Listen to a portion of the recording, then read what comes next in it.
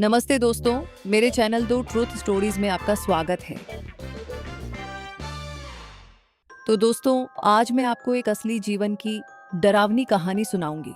तो दोस्तों, चलिए कहानी को शुरू करते हैं। जब मैं 8वीं क्लास में थी तब मेरे साथ एक ऐसी घटना हुई जिसे मैं आज तक नहीं भूल पाई हूँ।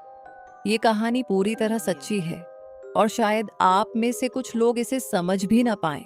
हम उस समय एक छोटे से घर में शिफ्ट हुए थे।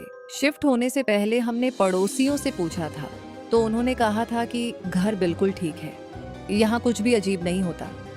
मैं और मेरा छोटा भाई एक ही कमरे में सोते थे, लेकिन जैसे ही रात होती और आधी रात का समय आता, मेरे साथ कुछ बहुत डरावना होने लगता। मुझे ऐसा महसूस होता जैसे कई सारे हाथ मेरे हाथ पैर पकड़ रहे हों और एक हाथ मेरे चेहरे को दबा रहा हो।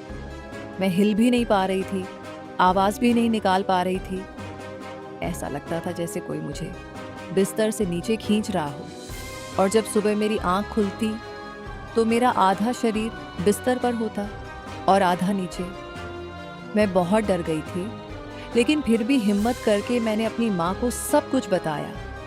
माँ को लगा कि शायद मैं कोई बुरा सपना देख रही हूँ। उन्होंने कहा, कल से सोने से पहले शहादा पढ़कर सो जाओ। मैं हर रोज शहादा पढ़कर सोती थी, लेकिन फिर भी मेरे साथ ये सब बार बार होता रहा। फिर एक रात कुछ ऐसा हुआ जिसने सब कुछ बदल दिया। मेरी माँ रात में पानी पीने के लिए उठी। हमारे घर का किचन ऐसा था कि कमरे के अंदर से होकर ही जाना पड़ता था। जैसे ही वो किचन की तरफ बढ़ी, उन्होंने देखा कि कोई चीज मुझे जमीन पर घसीट रही है। माँ जोर से चिल्लाई। उनकी आवाज सुनकर पापा और सब लोग जाग गए। जब उन्होंने देखा कि मेरे साथ क्या हो रहा था तो सब डर गए। लेकिन ये सब यहीं खत्म नहीं हुआ। अगले ही दिन मेरा छोटा भाई पेड़ से गिर गया और उसके हाथ की हड्डी टूट गई। उसके अगले हफ्ते पापा का पासपोर्ट चोरी हो गया और उनके पैसे भी लूट लिए गए।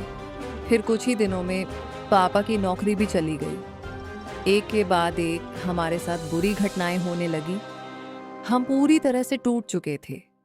तभी एक दिन एक पड़ोसी हमारे पास आया और उसने कहा, इस घर को जितनी जल्दी हो सके छोड़ दो, वरना इस घर में किसी की जान भी जा सकती है, क्योंकि जो भी यहाँ रहा है उसने कुछ ना कुछ खोया है। ये सुनकर हम और ज्यादा डर गए और फिर हमने बिना एक पल गंवाए उसी रात वो घर छोड़ दिया। आज भी जब मैं उस रात को याद करती हूँ तो रोंगटे खड़े हो जाते हैं। तो दोस्तों, अगर आपको मेरी कहानी अच्छी लगी हो तो लाइक और सब्सक्राइब कर देना।